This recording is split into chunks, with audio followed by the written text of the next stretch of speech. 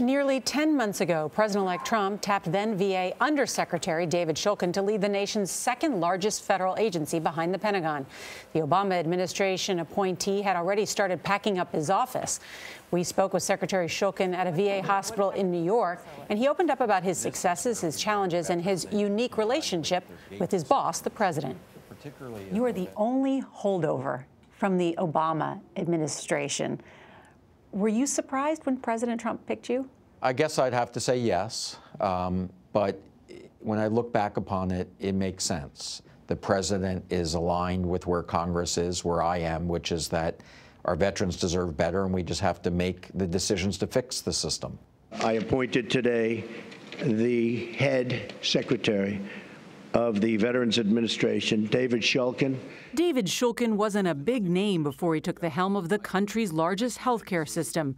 But as Secretary of Veterans Affairs, his name does get frequently mentioned. Secretary Shulkin is here. You have done an incredible job.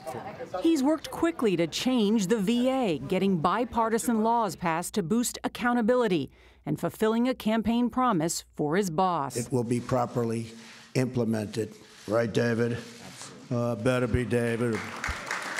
Are you his favorite cabinet secretary? Oh, I wouldn't say that. I think, the president certainly feels passionate about veterans, and I think that he's proud of the progress that we're making. But you were the undersecretary of health at the VA when Trump was running for president, and he called the VA a broken system, a disaster. What changed his perspective of the VA? I don't disagree with the president. This is a system that has lots of problems, and you have to recognize and acknowledge the problems if you're going to fix them. For years, the VA has struggled to modernize and to overcome fallout from a massive waitlist scandal in which dozens of veterans died waiting for care. After everything that's happened, and after Congress approving $10 billion, so that veterans can go outside the system to get care, why is the number of veterans waiting more than 30 days bigger than it was 3 years ago? First of all, we've increased the number of appointments by several million appointments since 2014. So what you're seeing is a system that's experiencing tremendous demand for its services. This is because of all of the veterans coming back from Iraq and Afghanistan. Yeah. One of the things most Americans don't understand is that when you send men and women off to war, it sometimes takes decades before you see the impact of that demand. That $10 billion choice program is set to expire. What do you need now? We need Congress to work to make sure that the choice program is a permanent part of a program that supports veterans going on in the future. Otherwise, we risk running out of money and putting veterans back into the type of wait list situation that we saw many years ago. You guys getting good care? It's a scenario Shulkin seems determined to avoid. A trained physician, he continues to see patients at the VA, hoping to restore them and their system to good health. There have been reports that you've been interviewed for the Health and Human Secretary's job. Would you take that job? First of all, those reports aren't true. Okay. I've not been interviewed. I am committed to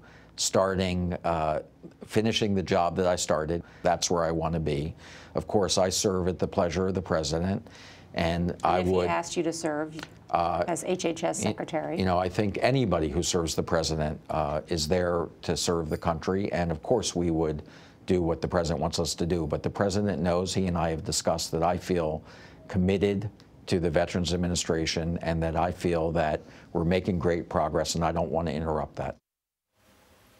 I have one question. Why have they made the point you pointed out in terms of the delay has gotten worse? Why is it getting worse? Well, because we have more veterans in the system is one reason. Also, he says he's made it, instead of different types of ways that you can sign up, there's just urgent care and non-urgent care. So there's different lines that you go into. There's still a lot of concern that there are veterans who cannot get the care they need immediately, complaints that people are dying waiting for care, but he is making big changes. And I think President Trump has sort of unleashed him. There is a lot still coming ahead. I think that we'll see the VA. They are not planning to privatize the VA. That is one of the biggest concerns by veterans. But this is a big change that's coming. And he really is. He's liked seemingly on both sides of the aisle. That has to be a very good thing during these times. He is the only cabinet secretary who is unanimously approved. And we wanted to do this because Veterans Day is coming up. Of course, and healthcare is important. Very nice to meet him that way. Thank you, Norah.